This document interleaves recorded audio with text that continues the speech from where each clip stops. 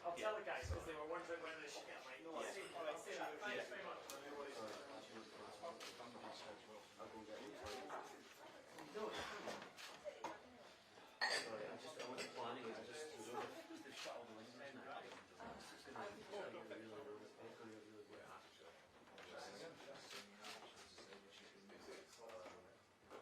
That's saving the deal. It would have been terrible now. Yeah, it's really saving the deal. So that's Samsung. It's got the water there, 700. Oh no, it's Zoom. About 300 or 600. Install probably an LED terms, probably 200 watt maybe. That's 600 watt daylight. Yeah. That's equivalent to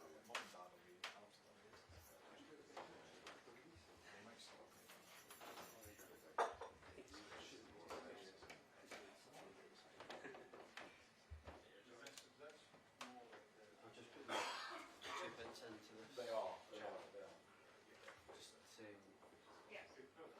happy to debate it, but my preference would be not to crowbar. Yeah, where you've got control. Well, she's. Here, you've got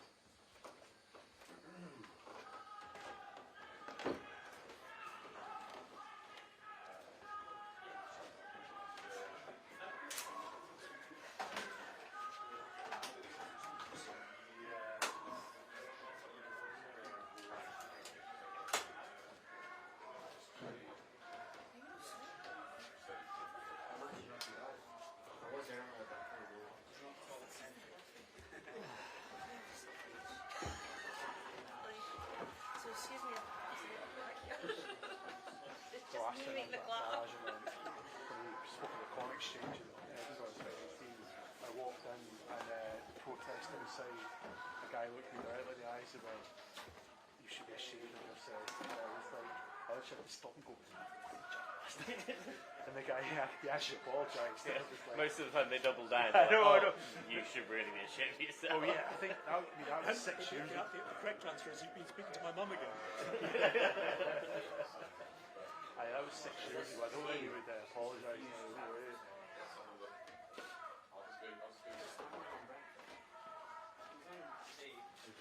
I wonder if they put it on the video. I wonder if they cut it up. I just saw it flash push notification. No, it's I didn't hear it. Fantastic. Fantastic headline. Near the Bahamas.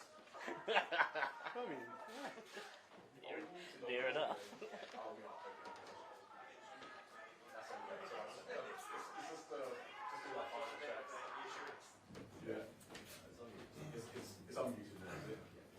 it's clearly someone when I think the Scottish Tories still show something off to be against them. A lot of people in the party are just going, oh well, he's yesterday's man, it doesn't matter. Yeah. Someone is still like, no, fuck it. Yeah. You can tell Paul what he's doing. Yeah. Okay, testing 1 2 2 1. Testing audio test 1 2 3 4 5. 1 2 3 4 5. Testing 1 2 3 4 5. Audio test. Yeah. Looking for a thumbs up. Yeah. 2 1 1 2. Yeah. Okay. Okay. Happy. 2 2 2 1. Testing 1 1 2. Cool. Thanks. Got my sunglasses. I could use that.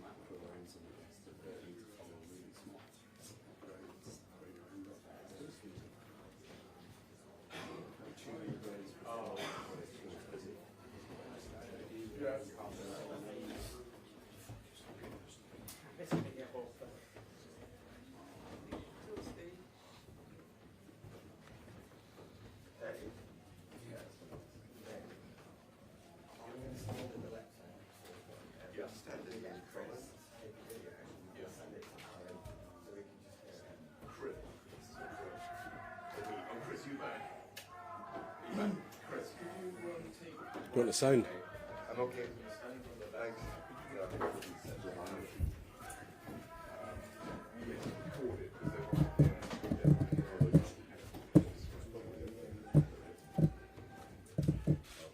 Let me know when you're ready, Dave.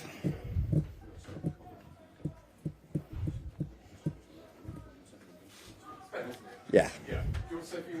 Yeah, absolutely. So, press conference is due to start soon. So we're here in Aberdeen today. Yeah, the weather's very nice. The sun is out. The sea is clearly in view. So yeah, we're just doing a little press conference today. We'll be joined by Nigel and also Richard Tice. Yeah, so we'll have quite a lot to say, a lot of information being given out today. So hopefully we'll start imminently. So thank you.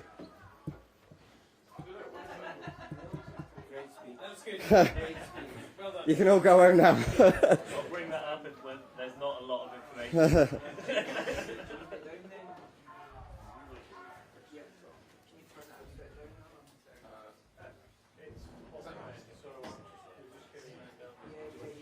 So let me know if you need me to.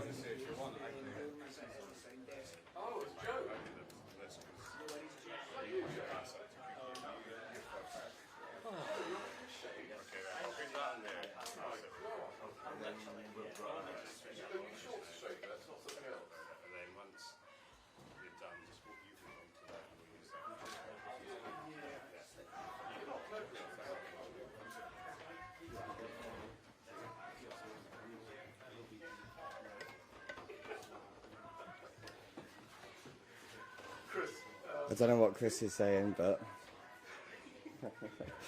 be quiet, Chris.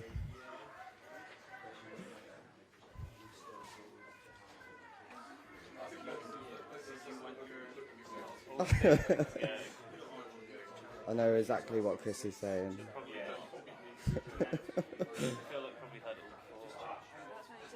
Have we done it? Is it? Forget, I might get the ball out in the referee. I'm not enjoying this, Chris.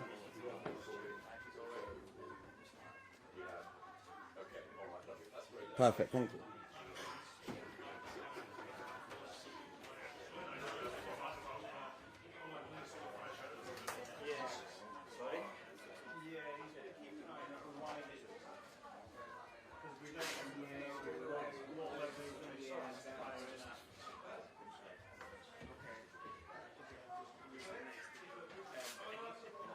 Bill, hold your bill, sorry. I guess you best don't you when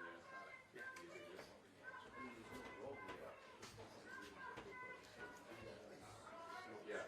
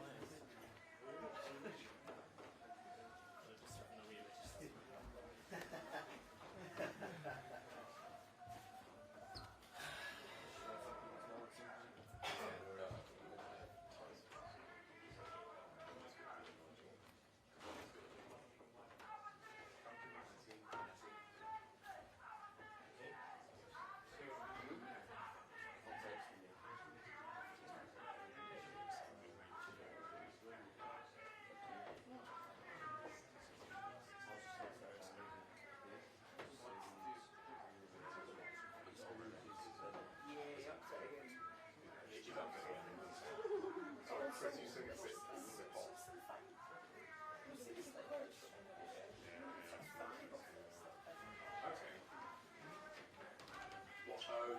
coming out of the organization. Andrew, I think I might have dropped in and said last night. She was asking about your attendance at the stand. And I was like, well, Andrew used to do stand. She couldn't believe it.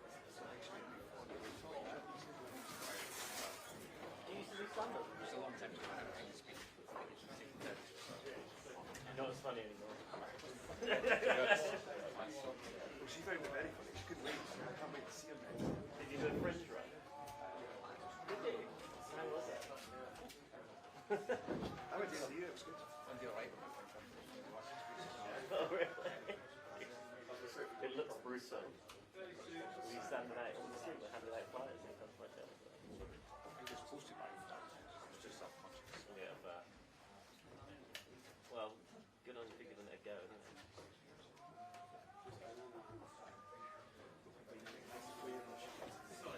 Happy comedy was it?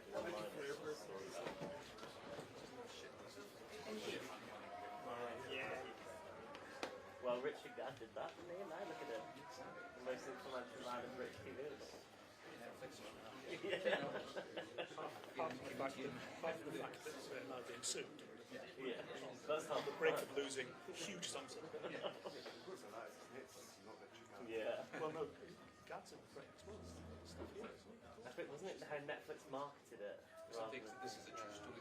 Yeah. I love how that woman involved as well 25 years ago was causing a similar habit in Glasgow Labour constituency politics. You can Google it, it's an old Herald article online. Same person. Yeah, the same person. She was involved in I think she was involved in a selection battle, and obviously the party took one look at her and went, I don't think so. And she issued various claims and writs and all got very nasty. And then obviously got her again until this Netflix series suddenly appeared there.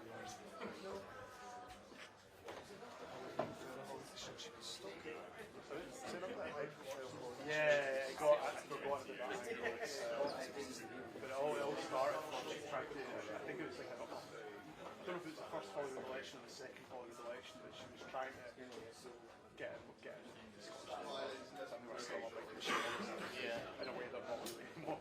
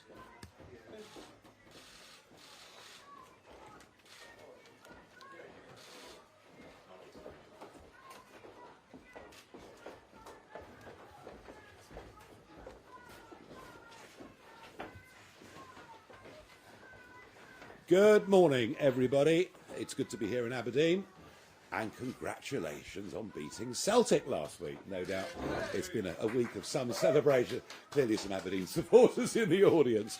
We're very pleased today to be joined by several prominent businessmen and businesswomen who are very, very thoughtful and very, very worried about the future of the oil and gas industry, and indeed all the related businesses and industries that go around that, and perhaps what might happen to the future of Aberdeen and the surrounding area itself.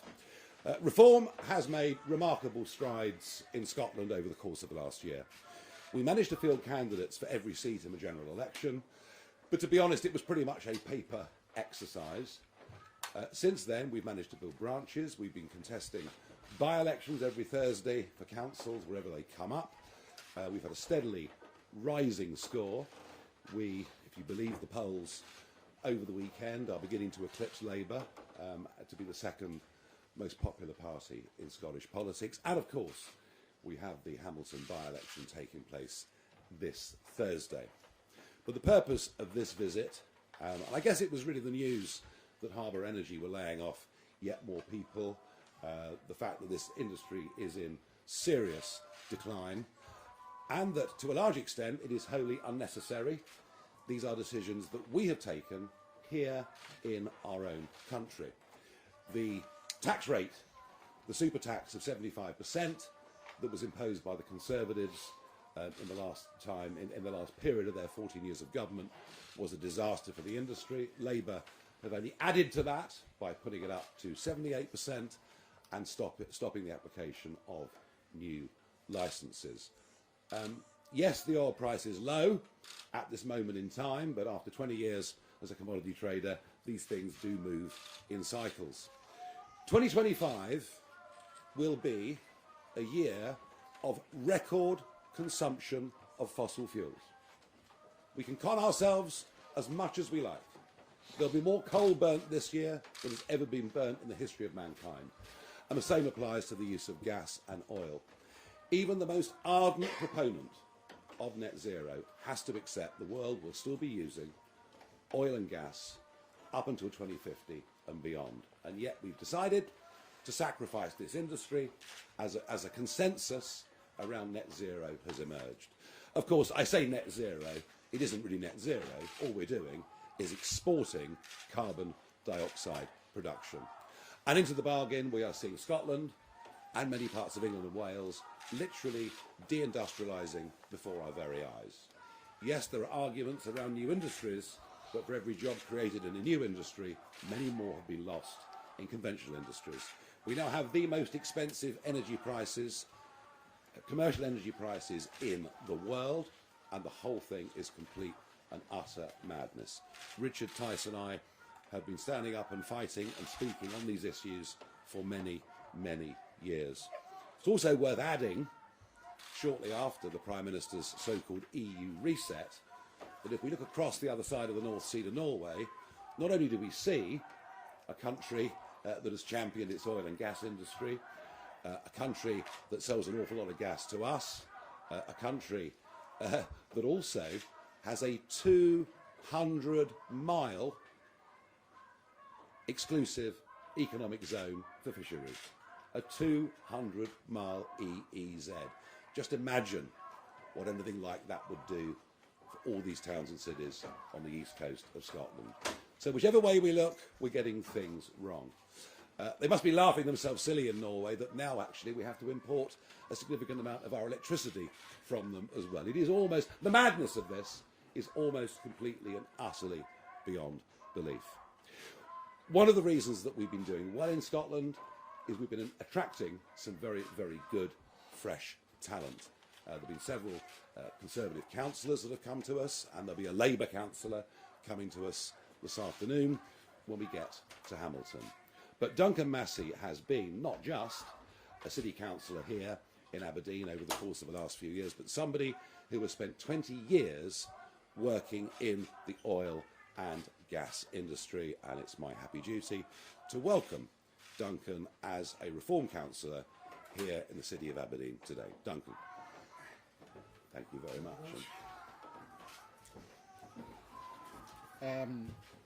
Well, thanks, Nigel. Thanks, everyone. It's great to be here. Didn't think it would be quite such a big show today with just me joining as a Reform councillor, but obviously my reputation precedes me. So thanks for that. You know, I've joined Reform.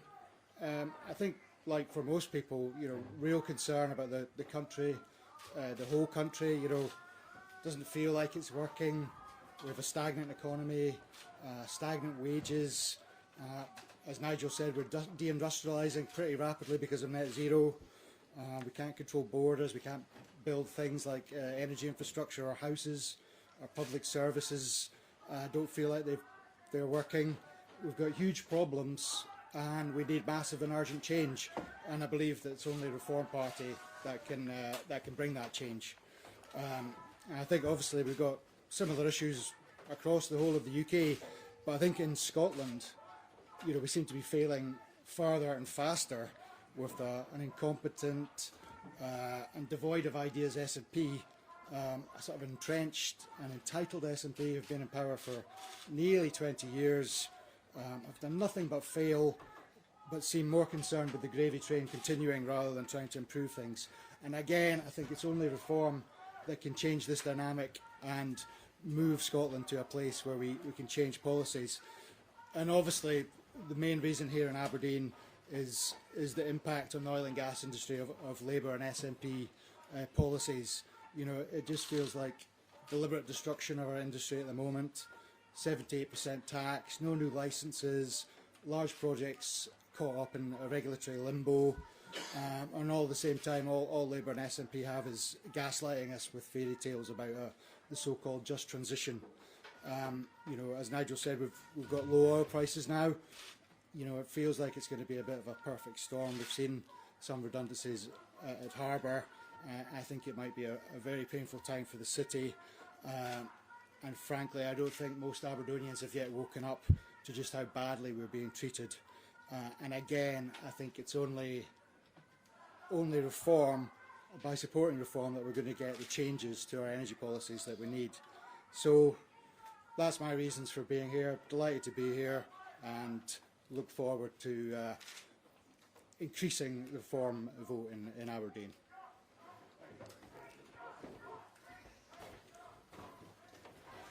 Now, it's exactly 365 days ago tomorrow that I decided to come out of political retirement and throw myself back into the fray. And in the aftermath of the general election, I had one big political target, which was the English County Council elections. I wasn't very happy that in 9 of our strongest counties the elections were cancelled, but we carried on in what on paper were our weaker areas and achieved a great success on the 1st of May. But carrying the torch for the party here in Scotland over the course of the last year, repeatedly visiting and encouraging and helping these branches to set up and defectors to come across, has been my deputy leader, Richard Tice, somebody who also has spoken out for many, many years on the madness of our net zero policies. Richard. Good morning. Thank you, Nigel. It's great to have everybody here. It's great to be here in Aberdeen, one of the global centres of energy expertise. And it's no coincidence that when the UK economy was growing every year at 2.5 to 3.5% in the 80s and 90s, yes, we were extracting significant quantities of oil and gas, and Aberdeen and Scotland was doing very well. And it's an absolute tragedy that this energy treasure is essentially being left in the sea, or indeed under our feet on land, because it is a huge, huge opportunity. And the other tragedy, I've just come back from the Middle East, where they are extracting oil and gas as fast as they can go. And guess what? It's making them very wealthy. And we know that oil and gas is a proven winner. It's a proven winner here in Aberdeen, and it's been a proven winner for Scotland. And that's why I think the simple slogan that I coined, "Drill Scotland Drill," you know, if it ain't broke, don't fix it. We know it works, and we should be accelerating it. I'm perhaps a little less polite than Nigel. I now call it net stupid zero. I think it's the greatest act of financial self-harm ever imposed on this nation by people in Westminster. And it's not them that suffer. It's ordinary men and women, families and children that suffer in our communities. And that's why we are battling so hard to turn this around. And we're very clear. Our ambition is to win the next general election. And we are polling, almost every poll now, we're polling ahead by 8, 9, 10 points. And here's the thing. If we scrap net zero, and that is our plan, then that is a great opportunity for the oil and gas industry that wants a welcoming government that creates a stable tax environment, a stable regulatory environment, and recognises the huge value that can be extracted from oil and gas. It is still hundreds and hundreds of billions of pounds in oil and gas offshore. There's hundreds and hundreds of billions of pounds also onshore from shale gas that we should be using. This is our treasure, and we should be using it rather than importing it from overseas, at which time you're also, not only are you deindustrialising our own nation, we're actually creating more CO2 by bringing it from America or wherever. So we've got this great opportunity. We need to change course dramatically. We need to do a complete U-turn, and we need to say to everybody, in particular the oil and gas industry, a reform government will be a government that welcomes investment, welcomes new licences, and we should get ready. We should get ready for those new licences to be granted and approved and to attract investment, equity investment, debt investment. We know it works. We know it's a generator of huge wealth, huge prosperity and huge opportunity, not just for Aberdeen, but for Scotland. And that's why we're here. And I think that's why, to everybody's surprise, in Holyrood and Westminster, we're doing very, very well here in Scotland. Thank you very much. Okay, we have a long list of media questions which we are happy to take, starting with James Cook from BBC News. Thanks very much. Sorry, I was looking for a microphone. There is one. There is one. Thank you. Morning, Mr. Farage. These people shouting outside say that you're a racist. Will you reassure them you're not by apologising to the Scottish Labour leader Anas Sarwar for claiming that he would prioritise the Pakistani community when you must know that he literally said no such thing?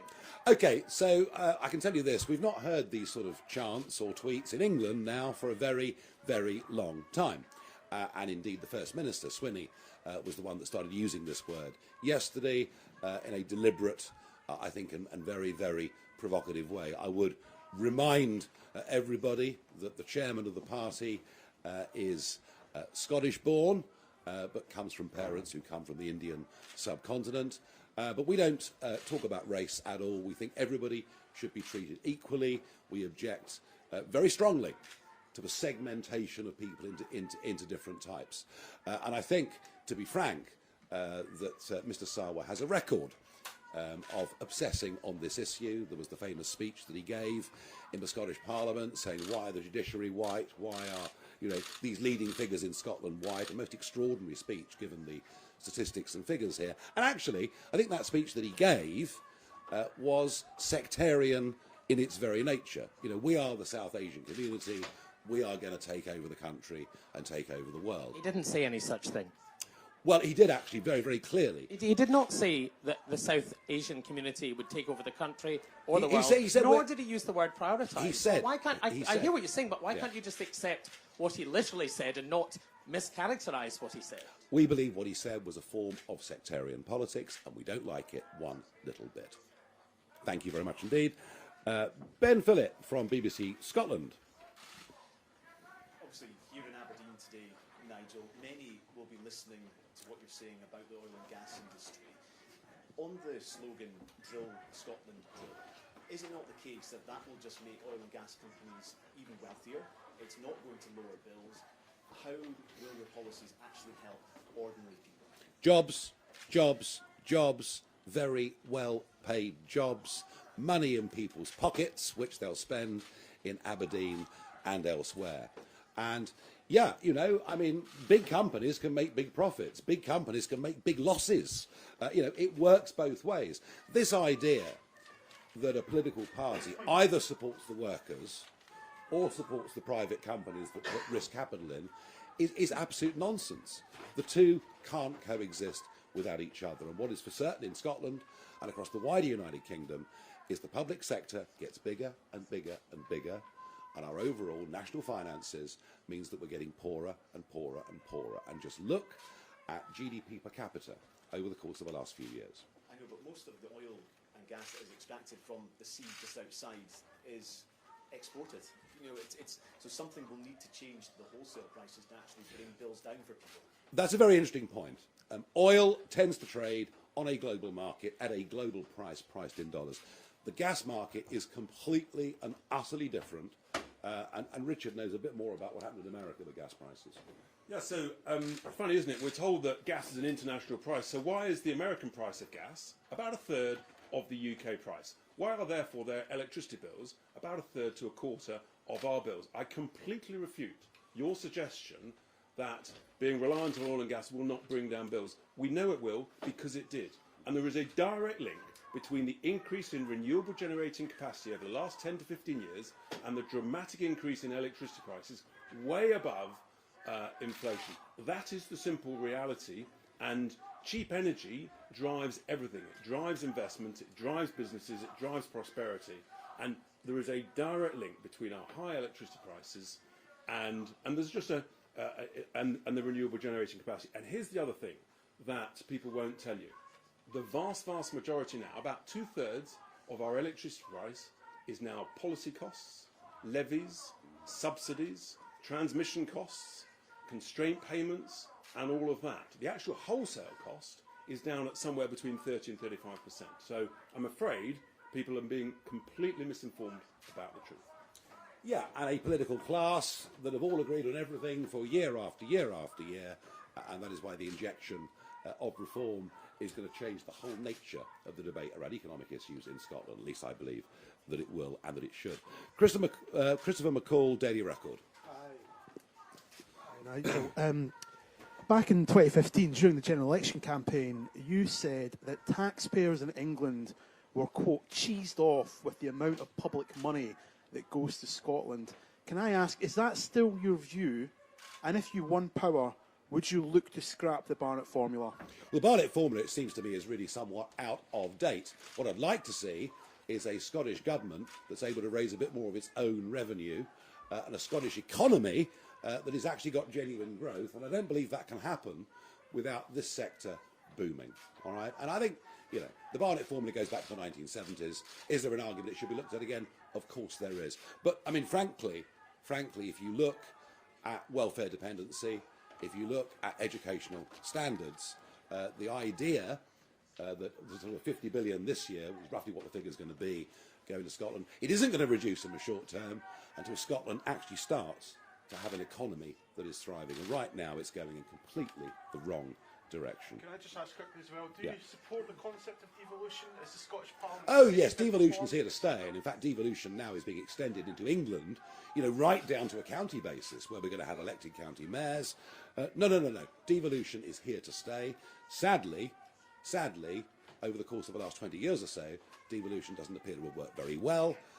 I mentioned education. I could talk about 800,000 plus on the NHS waiting list. It hasn't worked out very well. Doesn't mean devolution's wrong. It means the people running it haven't got it right. Tony Diver, Daily Telegraph. Microphone. Oh. Thank you very much. You said yourself that reform has not been around in Scotland for very long. You said at the last election you ran paper candidates competing in this election. How long is it going to take you to build trust in Scottish people?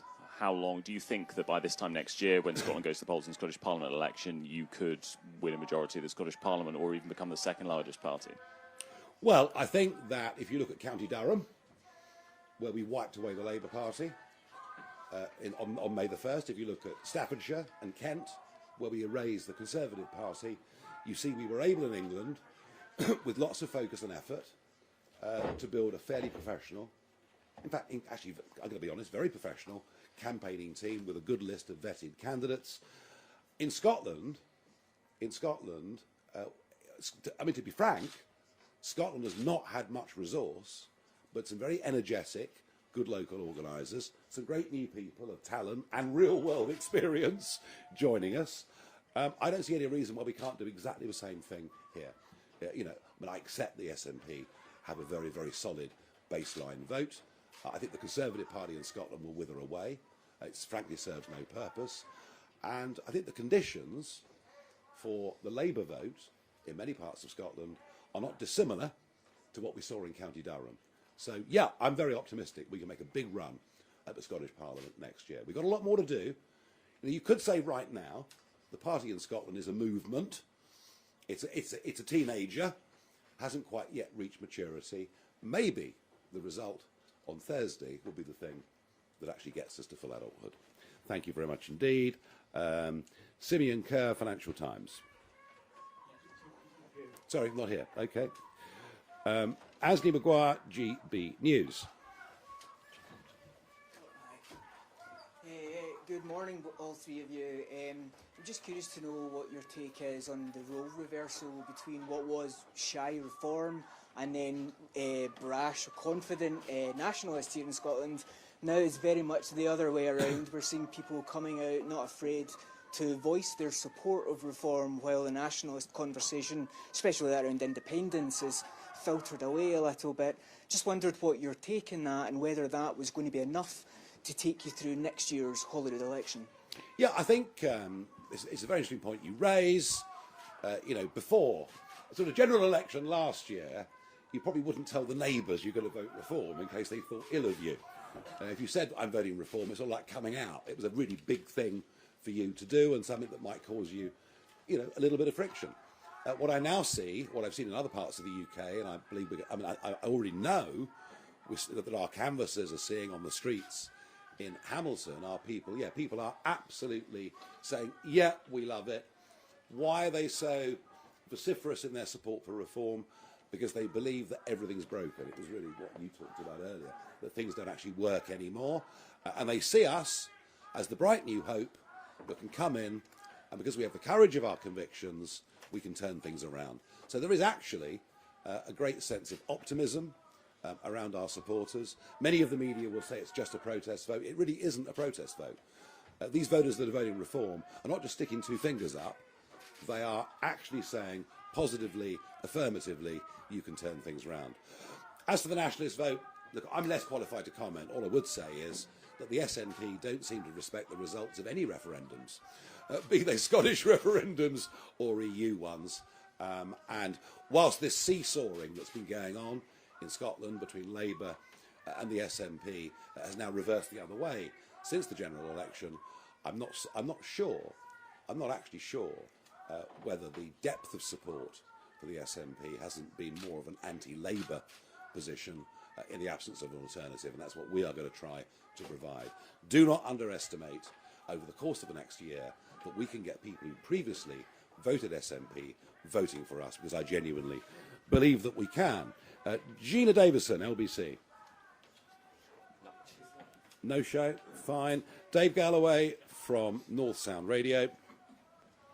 Thank you, Nigel. Good morning. Good morning. I want to ask for your reply to the assertion that SNP Westminster leader Stephen Flynn has made about your views. He calls them short-sighted stupidity and says you shouldn't be allowed to do to Aberdeen what you've done to the UK economy.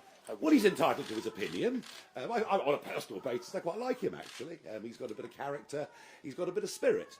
And somebody, we get on rather well with him, actually. We have a bit of fun with them. They sit right in front of us. We just don't happen to agree. I think the short-sightedness is for Scotland to turn its back on an industry that for over half a century has been providing so many jobs and so much wealth. If it was the end of oil and gas, we weren't going to use oil and gas in a few years' time, it would be a perfectly valid thing to do. That is not the case, and I repeat the point, and you can give it to Stephen if you like, that 2025 will be a record year for fossil fuel consumption globally. We may not like that fact, but it's there. And actually, I think we're the ones with an economic vision that can make people genuinely better off. And just on the subject of carbon capture, why do you believe that scrapping the Acorn project, which can create thousands of jobs and attract billions of pounds of investment, is a good idea? Look, I've been hearing about carbon capture. I've been hearing about battery storage for wind farm energy. And I've been hearing these arguments now since about 2000. For about a quarter of a century, I've been told these things will work, they are going to work. I have not as yet seen any evidence that carbon capture will actually work. And by the way, if I do, I will change my mind. Can I just add one point to that, Sure. which is that even the Greens are not supportive of carbon capture. And I think that tells you a lot about their perception as to whether or not the technology will ever work. One technology that does work, of course, is nuclear. And maybe you can ask Stephen Flynn about that, because I think what you're seeing across the Western world is quite a marked shift. It started in America, we're seeing it in Europe now as well, quite a marked shift of public attitudes towards nuclear energy, given that it gives continuous baseload power 24/7, 365 days a year. And we certainly think that the development of the small modular nuclear reactor, I mean, every submarine's got one, we haven't quite got there yet with it, but I think that probably long term, in terms of reliable energy, is going to be our salvation, because I don't want Scotland or the United Kingdom to go through what Spain has just been through. Spain, who of course have boasted about having the highest level of renewables of any country in the world. Thank you very much indeed. Neil Poran from the Press Association. Morning. Good morning. Both Anas Sarwar and John Swinney have said they would debate you. Would you be willing to debate them? And if not yourself, when do you think you would have a Scottish leader for reform who could maybe do that? Would I debate them? Will you hold my jacket? I'll be delighted to. Of course I'll be delighted to. When are we going to have a Scottish leader? I think I can refer you back to the answer that I gave the Telegraph, that we are a mid-teenage year political movement that is evolving in Scotland into a fully fledged political party, the way that it has south of the border, because of our emphasis on it with the run-up to May the 1st. All in good time is the answer to your question. And by the way, I do want Reform Scotland to be as autonomous as it possibly can be, and that is absolutely our intention. All right. Very, very good. Michael Andrew Blackley from the Scottish Daily Mail. Hello, thank you. Good morning. There was more polling for the Scottish Parliament elections out at the weekend. You've got a sizable share of the vote, but it's pretty clear from that polling that the SNP, despite collapsing compared to 2021, is still going to win by a mile. So are you concerned that actually you could be the man to save the SNP and give them another term at Holyrood? Well, even if we didn't exist, I think you'd find the Labour vote next year would be significantly down from where it was in the general election of 2024. We are a fresh voice in Scottish Parliament, making different arguments, as you can see this morning on this stage, to those that are being made by the other political parties. And you know what? even in opposition in Holyrood, and even in the run-up to those elections, I think one of the things that I would stand on the track record that Richard and I have got, is we're actually quite good at shifting national debate and shifting government policy, regardless whether we're in power or not. So I believe we can have a significant impact on policy from now going all the way through. And by the way, on oil and gas, on the whole net zero debate, this is almost the next Brexit, where you have, you have Westminster, you've had Edinburgh, you have Cardiff, all have been wedded to one particular point of view. Us, as the minority voice inside those institutions, but increasingly a majority voice out in the rest of the country. Believe me, the scales are falling off the eyes of the public when it comes to net zero. They realise that we are putting upon ourselves a massive cost, let alone the opportunity cost of what we're missing when we globally produce less than 1% of global carbon dioxide, that percentage falling every single year. And when they actually understand that when we close down refineries, think Grangemouth, when we close down steelworks, think Scotland going back a few years, all we're doing is exporting the emissions of CO2 with the goods then being shipped back to us. The public are waking up to this, and very, very quickly, I might argue. Conor Gillies from Sky News. Mr Farage, Anna Sarwar has called you a pathetic, poisonous little man. John Swinney says you're not really interested in Scotland. Are they right? And second of all, have you ruled out standing for Holyrood next year? I have ruled out standing for Holyrood next year. I am not a Scot. Beyond playing golf and attempting to catch salmon and a few bits of family, I don't have Scottish connections. Even when I was in business, I didn't have much. I had some, but not much north of the border. So I will not be standing for Holyrood. That would be wrong in every way. Do you know what? The more they insult me, the more I know we must be doing something right. And I think they're in a blind state of panic. They're chucking around all sorts of insults. I thought the First Minister yesterday was frankly insightful in what he said. But for today, I will not return the compliment. We'll let the public make their own minds up. I'm not going to get involved in a war of words. But do you think you started that by mischaracterising Anna Sarwar's words, just to follow up on what James said earlier? No, Mr Sarwar seems to be obsessed with race. I've mentioned this already to the BBC man sitting on your right. Speeches in the Parliament about why is everybody white? What's wrong with Scotland? And we just don't see things like that. And I think that speech was a sectarian speech. Do you know what the context of that speech was? I don't know. So you're putting... Oh, yes, I do. It was the independence. Pakistani independence. Yes, it was. Yeah, OK, I get that. But... The speech in Parliament was about Pakistani independence. The speech that he gave when he talked about the South Asian community and what we can do. I think our view is that we ought to be as colourblind and as race blind as we possibly can be. People have their own private practices and religions. With respect, though, you're the party that are putting out videos about race. Well, we didn't start it. No, you asked me, did I start it? No, he did. Of that, I have no doubt at all. Stephen Brown, STV News. Morning. You've come here spoken an awful lot about oil and gas, very little about renewables. What is your investment plan for renewables, indeed for the 50,000 people in Scotland who are now directly and indirectly employed in renewables? Some of them will be concerned about your rhetoric around net zero and what that might mean for their future jobs. Well, I don't mind renewables. If renewables work and can stand on their own 2 feet, that's fantastic. But at the moment it can't, it never has done, and it's directly contributed to energy bills being, as I've said already, the most expensive industrial energy in the world, which is disastrous throughout all levels of industry. So if renewables can stand on their own 2 feet, good, but let's not con ourselves. These wind turbines aren't being made here, these solar panels aren't being made here. I think there are some very serious questions. Going ahead, as I've answered already to local radio, if we can make these renewable energies work, if we can make, battery storage, if this stuff can work, fine. And investment will continue to go into those areas. But to make ourselves too reliant on intermittent energy would be a massive, massive strategic mistake. And you've spoken about the idea of oil and gas licences in the future potentially requiring an equity stake within that from government. Yeah. How much taxpayer money are you willing to throw at oil and gas licences in the future, which by their very nature, as the oil and gas declines in the North Sea, will become far riskier? Yeah, there is risk to it. There is this, but the rewards are absolutely enormous. Just look at the way Norway's approached its whole industry. They had stakes in these right from the very start. They've had a sovereign wealth fund. We just need to look across the North Sea to see some very good examples of how things can be done. Thank you very much. Alistair Clark of the Courier. Morning. You're referring to two speeches that you say and Sarwar made.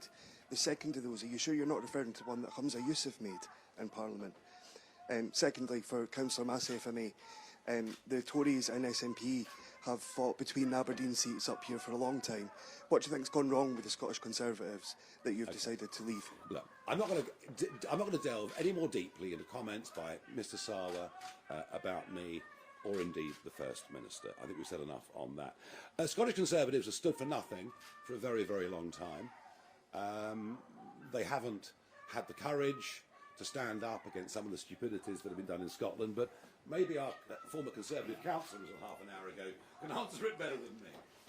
Yeah, I agree with that. I mean, I think, you know, the SNP are doubling down on their anti-oil and gas record. I think it was only the other day when for the SNP said that they were, you know, fully focused on net zero. I think, go back to Conservatives, obviously I've got respect for my Conservative colleagues, but I think they have failed to set out a vision for Scotland and for the UK, and I think Reform has done that and is doing that, and, you know, we're very much in Scotland the start-up party that is pushing ahead with sensible policies for energy and for oil and gas. Thank you. Stephen Carroll from The Guardian. We take a lot of questions here, don't we? Hello, it's Stephen Carell from The Guardian. Mr Farage, can I just clarify something about Reform policy on oil and gas extraction and coal extraction? Is it Reform's policy that all oil, gas and coal should be extracted worldwide? And what is the Reform's analysis of the impact that's going to have on climate heating, which tens of thousands of scientists are absolutely clear is proof is happening now and is causing deaths worldwide? We are less than 1% of global CO2 production. That number falls every single year.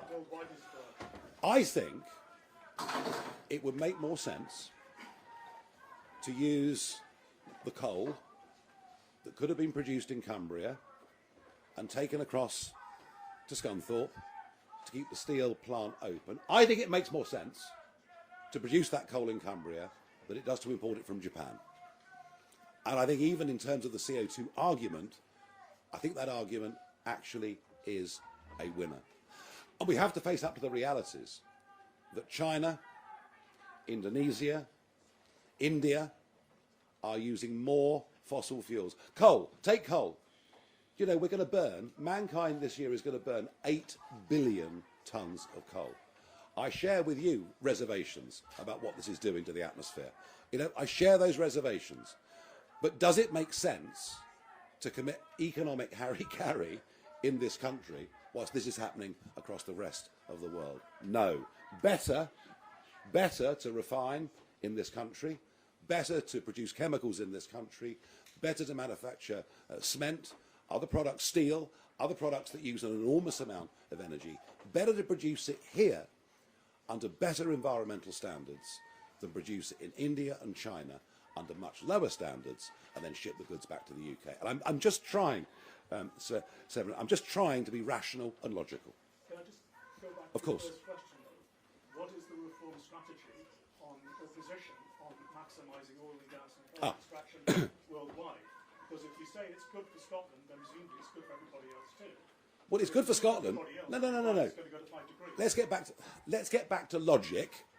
If we're going to use gas in Scotland and elsewhere, there's a strong argument to say we should produce it ourselves, make lots of jobs, and get lower energy bills. And that's the argument that we will go on making, and I think the public increasingly support us. The Herald I'm going to speak to last for fairly obvious reasons outside. Alexander Ellards from The National. Yes. Good morning. Good morning. So last year, Labour suspended around 10% of the weapons export licences to Israel. The following day, writing for GB News, you questioned whether Israel was really still an ally of the UK. I'm just wondering if you can expand on that, just outline your foreign policy position on Israel and Palestine. I'm sorry, that's wrong. I said it the other way round.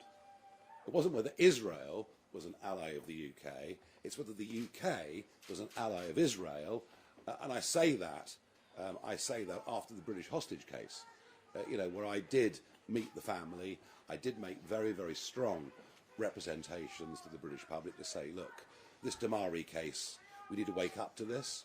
I did my best through American media to make them aware there was a British hostage, and I think what you'll find is that the Foreign Secretary, David Lammy, met with the family and gave a fairly underwhelming response. So my question then, and as you say, we are going back a bit, my question then was, are we really an ally of Israel's anymore? I know that since then things have deteriorated, and even some of Israel's strongest friends in the world are asking some quite serious questions. I guess that's my question then. If you were at the head of the UK government, what would your position on Israel and Palestine be? Would you label their actions in Gaza a genocide? No. Would you suspend all arms licences? No, I wouldn't. And I think we have to get back to a fundamental fact that what happened on the 7th of October was the most appalling barbarism committed by an organisation who say they will do it again and again and again. No easy answers, I accept that. I'll just say one more quick thing, if I may. Very, very interesting to see some quite senior American generals over the course of the weekend talking about the new EU Defence Pact, which Starmer is signing us up to. There are still more details to come. But when you get senior American NATO generals, retired, saying that an EU force is a distraction to NATO, I would suggest we should start to get very, very worried indeed and face the reality that in terms of defence, yes, of course, increased defence spending, provided it's procured properly, is a good thing and is very, very important and very necessary, a bit like paying the insurance on the house. Without the Americans, we are defenceless. And the more we push down this EU route, the more sceptical the Americans are becoming about our independent role. Right, OK, where are we going next? We've got Rachel Amory from The Scotsman. Good morning. Looking at the by-election this week, if Reform comes third behind Labour and the SNP, is that a failure in your eyes? And if Reform does win and we see a Reform MSP in Holyrood, will we see more sort of personalised attacks on other MSPs from that candidate? You're giving a fairly wide range of expectations there. Are we going to win it or have a disaster? I mean, you pay your money, you take your choice. From what I understand, there's been no proper polling done within the constituency whatsoever. We just don't know. Are we confident of coming third? Yes. Are we confident of coming second? Well, I don't know, but if we do, it'll be a very nice surprise. Do I realistically think we can win? Well, if we do, then that will be the biggest earthquake Scottish politics has probably ever seen. But you never know. Anything on a low turnout election with a disenchanted electorate, I guess it's not impossible, but I think it's improbable. Stuart Patterson from the Scottish Sun. Hi, Mr. Farage. You describe yourself as being down to earth, but why then have you kicked off your campaign in Scotland today in a restaurant where people are paying up to 30 quid for a fish and chips? To try and protect ourselves from the howling mob that have been stirred up by the First Minister and others. So we thought it better to do it here than do it in a high street. But there are loads of other places you could go. Well, you all seem to have turned up and you look very comfortable and you're enjoying yourself, so I don't think we got it that wrong, do you? And what would you do as a kind of flip side to that? What would Reform do for your honorary punter to bring down the price of fish supper in Scotland? Reduce the price of energy. And one of the things you are seeing is fish and chip shops all over the United Kingdom literally having to close. Such is the cost of energy. Energy, energy, energy is very much at the centre.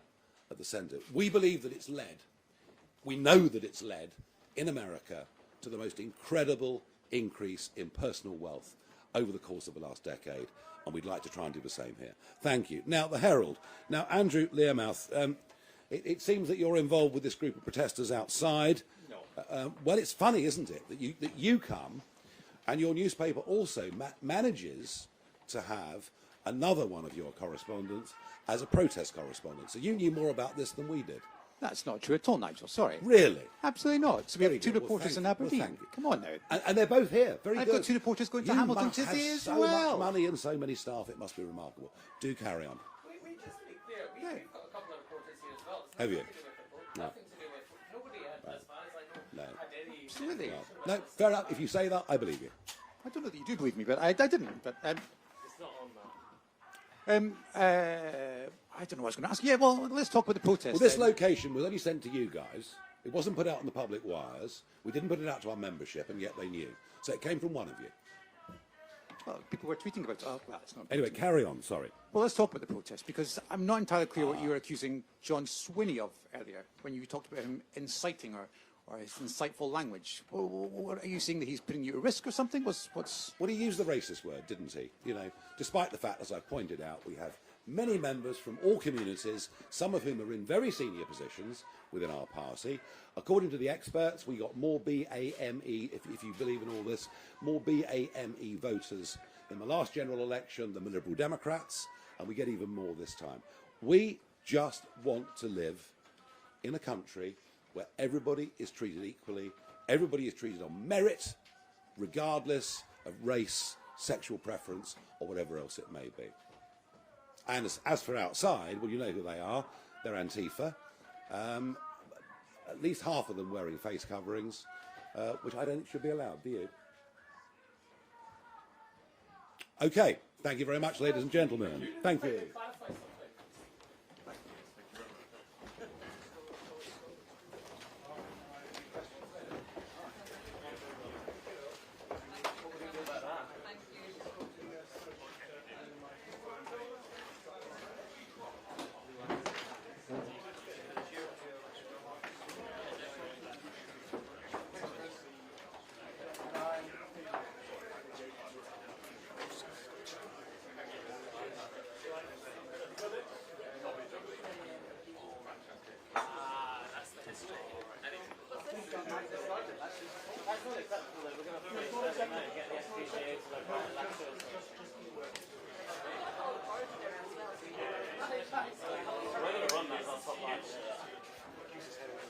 Yeah.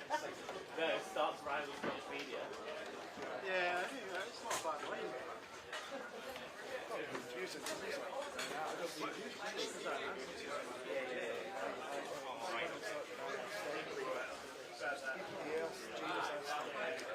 He's answering confusing too. And then he says, you know, that's speech yeah,